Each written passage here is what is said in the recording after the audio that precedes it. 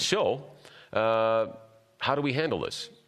Have they gone too far? Has Street Church crossed a line by saying, hey, you know what? Fine, you've got a rule this way, but you know what? If we have to break that rule to preach the gospel, we will. Did they cross a line doing that, you think? Or is that a line that needs to be crossed in order to get the laws changed to where they should be?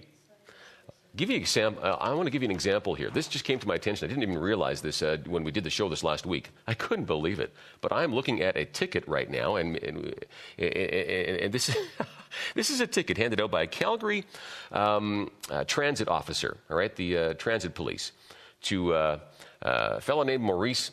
He is an ex-drug dealer, and he was converted through a Street Church ministry. And what he did, apparently, was he told the transit officer that Jesus loves you, God bless you. And I don't know for sure, but I'm guessing he probably told him a number of times. Apparently, he's known around Calgary, this guy, for over the last 3 years since his conversion, as being a former tough guy. He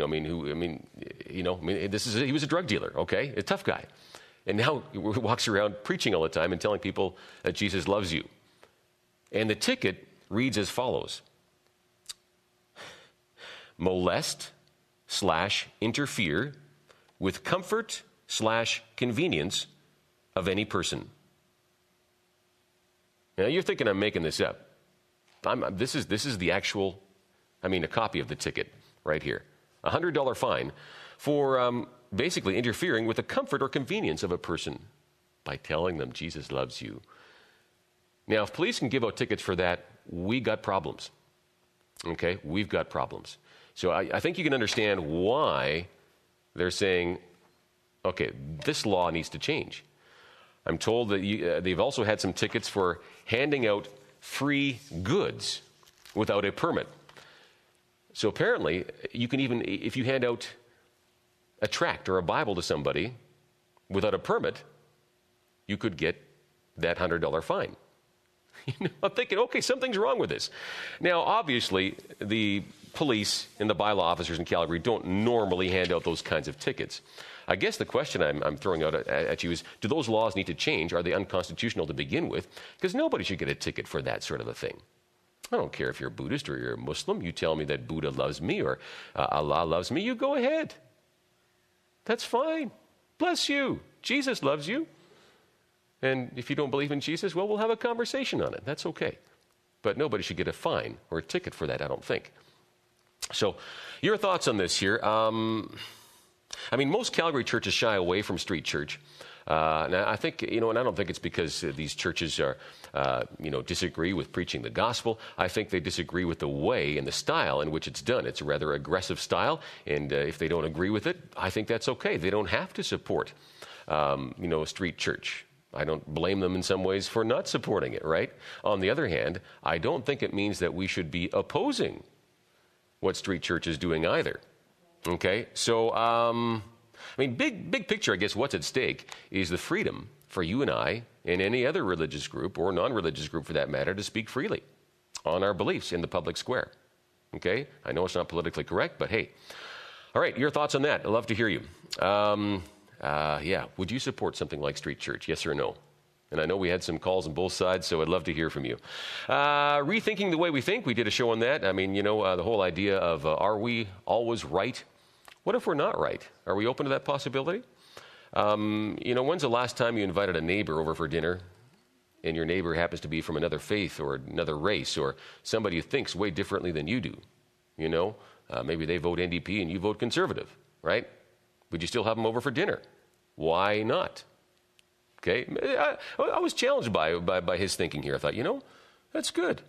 When we stand before the pearly gates, will God be asking us about our, did you get your doctrine 100% correct?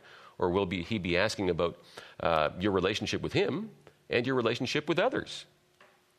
Did you love others? Did you love God? All right.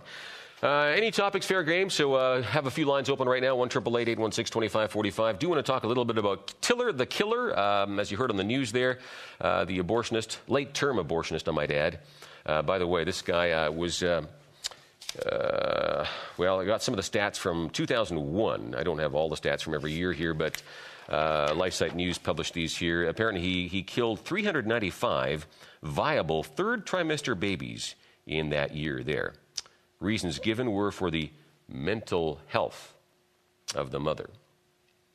That's a code for that's inconvenient. I think, generally speaking, that's the reason. There's no physical danger to the mother. Mental health. I'm stressed out. Let's kill the baby. Okay, great. Yeah. Now, most people, I think, find third-term abortions, vile. I mean, we would disagree with that, I think. Okay? So it gives you an idea of who this guy is. Yet he's an usher at the Lutheran church he attended, and that's where he was killed. Okay, so there's a number of arguments that have come out because of this. Matter of fact, the National Post had one of their writers, Colby Kosh, had an interesting article on it the other day. He was suggesting that pro-life advocates who say abortion is murder of unborn children are really responsible in some way here when, quote, some ardent religious loner is confused enough to hear those beliefs, conclude they are true, and then follow through. And a doctor somewhere ends up maimed or dead. He concludes, and we blame only the individual who pulled the trigger, i.e., you and I are to blame as well because we believe that it's murder. I think Barbara Kay had a response in the National Post as well, something along the lines that that's a little bit like saying, the whole peace movement would be guilty then, because they believe George Bush is a murderer. And if some fanatic went and murdered George Bush, then everybody else is guilty too. Give me a break. Use some logic here, okay? Oh, man. Whose fault is it? Let me ask you that. And did he deserve it? Yes or no?